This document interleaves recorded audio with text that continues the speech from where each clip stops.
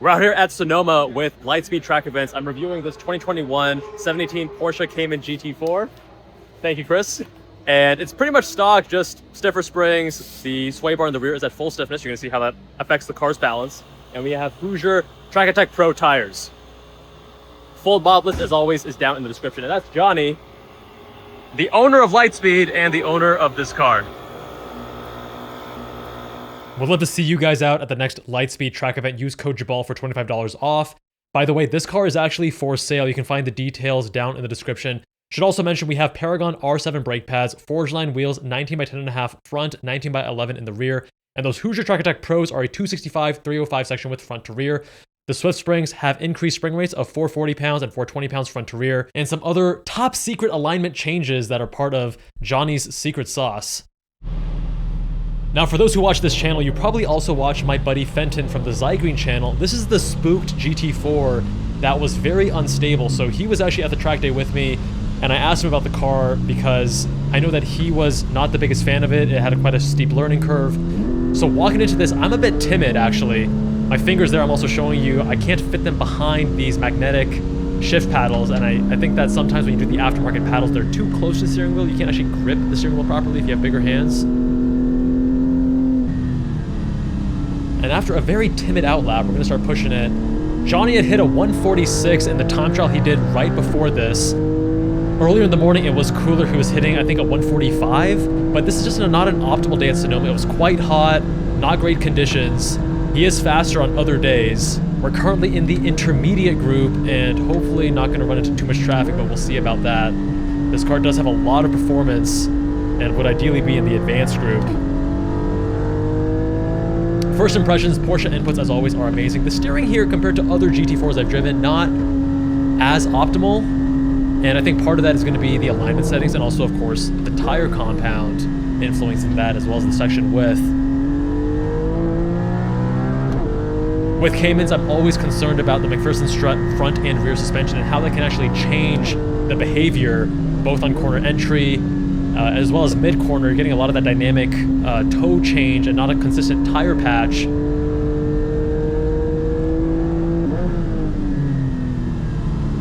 And our first lap, not too exciting. We are not even sub 150. This car has a lot more in it. But again, being cautious given the warning I received from Fenton. And you guys can actually watch his video linked below as well.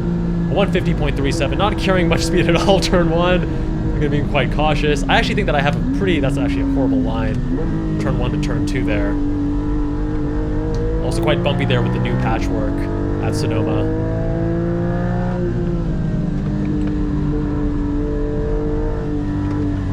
But already I can feel, as I'm starting to carry a bit more speed, that this car is unlike any other Cayman I've driven, because whereas the other Caymans feel a little bit more understeer prone, this one feels a little bit more oversteer prone. They're actually both pretty close to neutral, but this leans more oversteer, and you feel that at corner entry, as well as mid-corner as well, even at corner exit.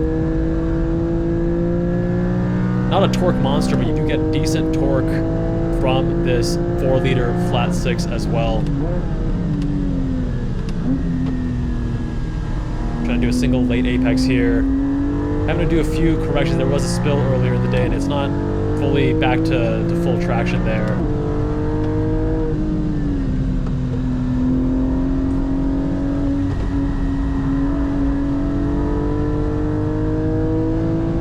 Turning quite a bit more speed now. We're at just sub 147 predicted, but we hit some traffic and that's going to put a wrench in our plans.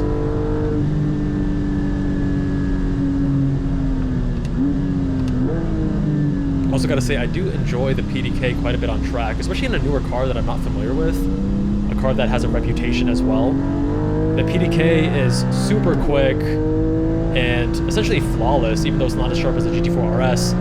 You never feel like you're really lacking driving the GT4, and in some ways it's even preferable over a 6-speed manual. You guys can see me driving another yellow 6-speed manual GT4 at Sonoma linked below.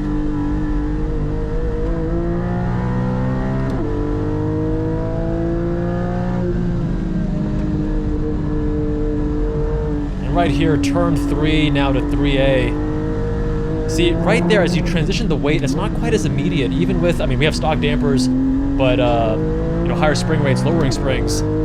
It doesn't quite manage the weight transfer quite as naturally as some other cars. And you also notice that right before turn 10, you still have that heaving, that dynamic toe change with the rear end being strut suspension, which is why I think Caymans are so good when you're driving up to 8/10s, but when you start pushing 9 and 10/10s, you really do notice the McPherson strut limitations. However, that being said, even though Johnny has made this car far more tail happy, I actually enjoy it more because now the car is much easier to rotate. You're going to see me having a few of these micro corrections as we're carrying a little bit more speed lap after lap. Again, running to traffic.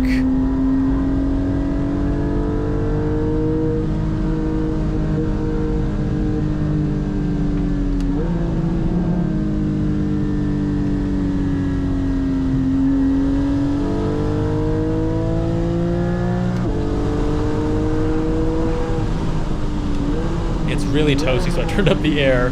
No AC on, but just the fan.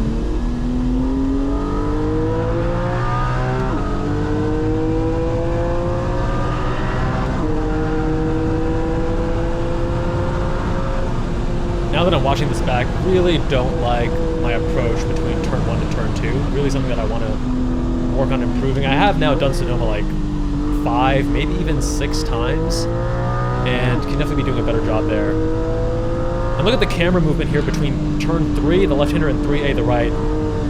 See, right there, it takes just a moment to set a bit of that secondary motion, getting some oversteer, which we need to correct for because we're offline there trying to overtake this BMW M2. Again, can carry more speed here. Turn 5 right before turn 6. But generally speaking, Caymans are super approachable up to that 8/10ths limit. And here we're on that slick, so having to do quite a bit of correction, not quite as great traction, which is further hampering our lap times. And the R7 brake compound here as well, pretty aggressive and quite a front brake bias, so you can actually get some trail brake induced rotation as well. And a little bit of correction here. This is lower grip surface given the recent spill. Now normally Caymans are quite approachable, but because of the way this is set up with the stiffest rear anti-roll bar setting, that's why we get a lot more rotation both on throttle and also corner entry.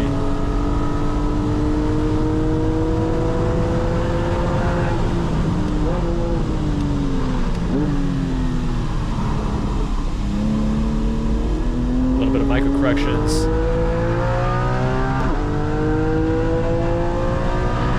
Now, if we didn't have the traffic with that M2 earlier, this would easily have been, you know, closer to the mid 147s.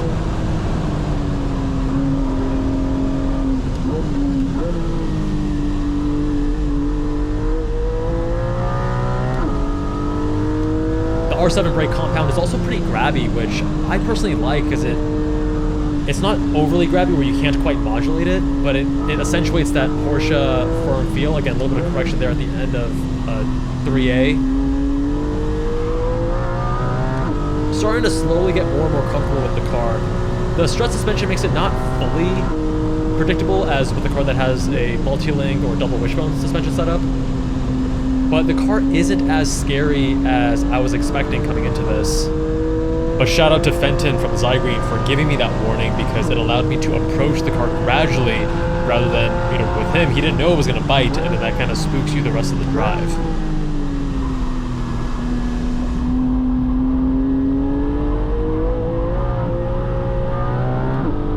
Again, having to work with the car, that rear end, definitely not as stable as most other Caymans.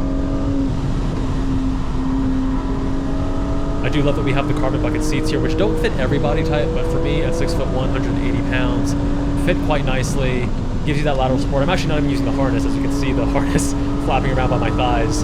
I'm using the 3-point instead.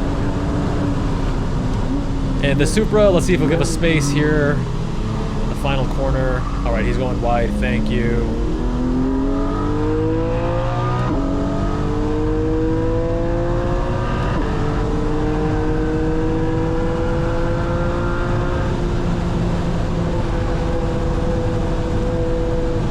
we're getting more confidence with the car. We're gonna start pushing it a little bit further.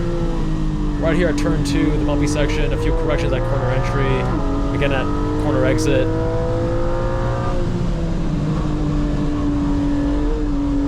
And that's actually Fenton from the Zygreen Channel's car, driven by Edgar, the event manager at Lightspeed. Again, some more corrections there at the exit of turn 3A.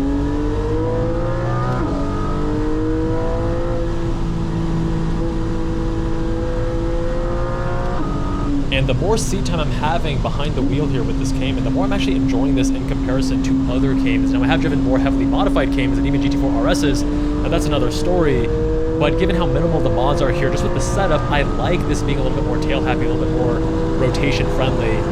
Not quite on the optimal line here because the right-hand side we have less grip. Don't want to knock into this 2 Series, so we brake a bit early. Again, more correction there, lower grip, and also car setup.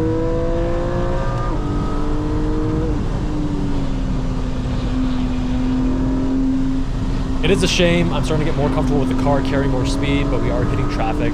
That's okay. We were in high intermediate. Should have been in an advanced group anyways, with a car this capable.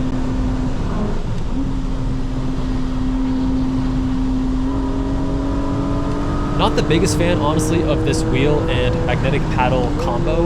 I think the stock wheel, stock paddles would be more my preference, although I do think this wheel looks the piece, for sure. And if you have smaller hands, I don't think that the paddles are going to cause as much issue for you.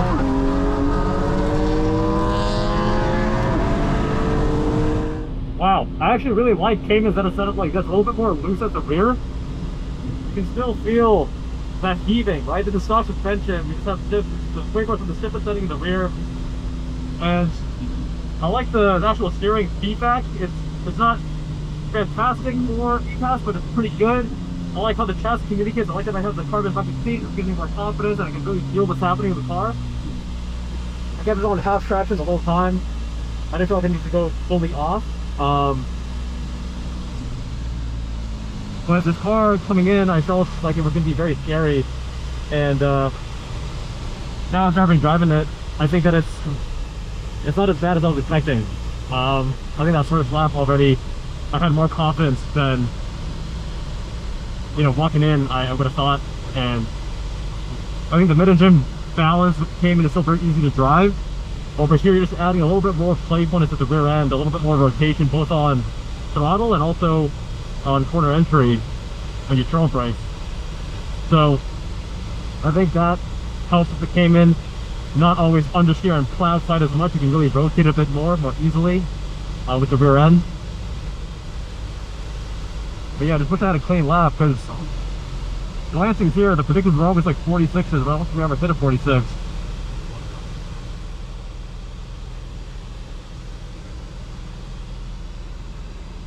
The way I would summarize the car is this: it still retains those delicious modern GT Porsche inputs, but it takes that mid-engine balance and makes it a little bit more of what you would expect from most mid-engine cars, because Porsche from the factory makes the Cayman quite conservative and easy to drive. This adds a little bit more of that mid-engine flair where you need to really manage you know, that mid-engine balance. The brake pads here and the brake balance, making it more forward, more aggressive, also adds to that further rotation in terms of trail brake rotation.